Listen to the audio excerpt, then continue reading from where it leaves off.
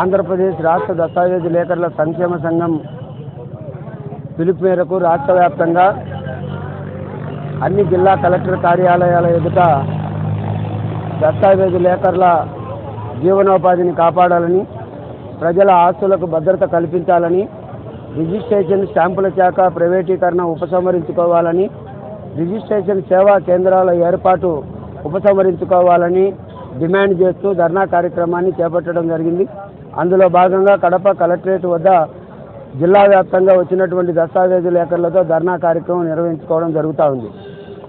రాష్ట్ర ప్రభుత్వం జూన్ నెల 23వ తేదీన జరిగినటువంటి మంత్రివర్గ సమావేశంలో రిజిస్ట్రేషన్ శాఖ ప్రైవేటీకరణ చేస్తూ రిజిస్ట్రేషన్ సేవా కేంద్రాలు ఏర్పాటు చేయాలని మంత్రివర్గం ఆమోదించుకొని, అది పత్రికల ద్వారా దస్తావేజు లేఖరులు, స్టాంపు వెండర్లు చూసిన తర్వాత ఆందోళన చెంది దస్తావేజు లేఖరుల జీవనోపాధి పూర్తిగా కనుమరుగవుతూ ఉంది అని చెప్పని దాని గురించి ఆలోచన చేసుకొని నిర్ణయం చేసినటువంటి దాంట్లో భాగంగా రాష్ట్ర వ్యాప్తంగా దశల వారీ ఆందోళనకు పిలిపివ్వడం జరిగింది.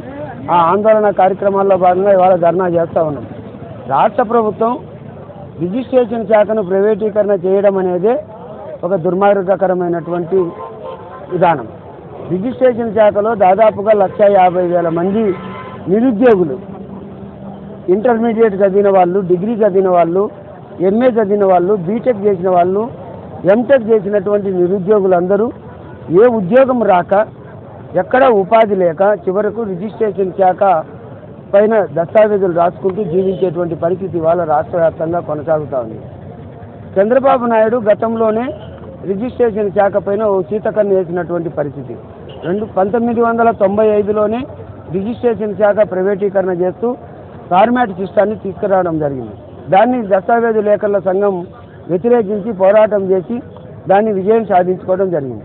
అట్లాగే 2000లో దస్తావేజు లేఖరుల లైసెన్సులు పునరుద్ధరించకుండా, లైసెన్సులు రెన్యువల్ చేయకుండా నిలిపివేయడం జరిగింది. దాని తర్వాత కూడా పెద్ద ఎత్తున 25 సంవత్సరాలుగా పోరాటం చేస్తూ ఉన్నాం. ఈ మధ్యకాలంలో వచ్చినటువంటి ప్రభుత్వాలు కూడా రిజిస్ట్రేషన్ శాఖ పైన, అందులో నివసిస్తున్నటువంటి జీవనోపాధి పొందుతున్నటువంటి లేఖరుల పైన అనేక రకాలైనటువంటి ఇబ్బందులు గురి చేసినటువంటి పరిస్థితి. గతంలో 2013-14 సంవత్సరాల్లో 13లో మీ సేవా కేంద్రాలకు రిజిస్ట్రేషన్ శాఖను అప్పగించడంతో పెద్ద ఎత్తున ఆందోళన చేసి కోర్టుకు వెళ్లి న్యాయపరంగా రిజిస్ట్రేషన్ శాఖను దక్కించుకోవడం జరిగింది. తరువాత 2014 నుండి చంద్రబాబు నాయుడు ప్రభుత్వం కూడా అనేక రకాలైనటువంటి మార్పులను తీసుకురావడం జరిగింది. మేము ఎక్కడ కూడా కంప్యూటరైజేషన్కు వ్యతిరేకం కాదు, ఆన్లైన్కు మేము అస్సలు వ్యతిరేకం కాదు. అయితే ఏదైతే మీరు అన్ని ఆన్లైన్ కంప్యూటరైజేషన్ చేస్తూ ఉన్నారో లేఖరుల యొక్క జీవనోపాధి కూడా కాపాడే విధంగా ఆ సిస్టంలో ఉండాలని చెప్పేసి మేము విజ్ఞప్తి చేస్తూ ఉన్నాం.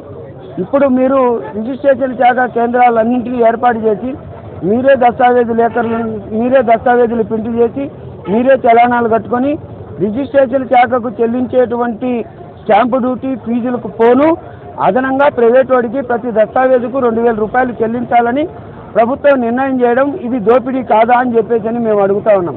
ప్రైవేటు వ్యక్తులకు సంపాదించి పెట్టేదానికి రిజిస్ట్రేషన్ శాఖను అమ్ముకున్నారా అని చెప్తా ఉన్నాం. దాదాపుగా 13,500 కోట్లు ఆదాయం వచ్చేటువంటి రిజిస్ట్రేషన్ శాఖను అమ్ముకోవడం అనేది మీరు చేస్తున్నటువంటి అతి పెద్ద తప్పిదం అని చెప్పేసి మేము తెలియజేస్తూ ఉన్నాం. అందుకోసమైతే రాష్ట్ర వ్యాప్తంగా ఈరోజు ఆందోళన చేస్తూ ఉన్నాం. రిజిస్ట్రేషన్ సేవా కేంద్రాలు ఉపసంహరించుకోవాలి, రిజిస్ట్రేషన్ ప్రైవేటీకరణ ఉపసంహరించుకోవాలి, దస్తావేజు లేఖరుల యొక్క లైసెన్సులు పునరుద్ధరించాలి, ప్రజల ఆస్తులకు భద్రత కల్పించాలని డిమాండ్ చేస్తూ ఉన్నాం. లేకపోతే రేపు 19వ తేదీ విజయవాడలో జరిగేటువంటి మీటింగ్లో భవిష్యత్తు ఉద్యమ కార్యాచరణ మరింత ఉధృతంగా ఉండే విధంగా నిర్ణయాలు చేసుకోబోతాను. రాష్ట్ర ప్రభుత్వం ఇప్పటికైనా ఆలోచన చేసి 396 జీవోను రద్దు చేయాలని చెప్పేసి డిమాండ్ చేస్తాం.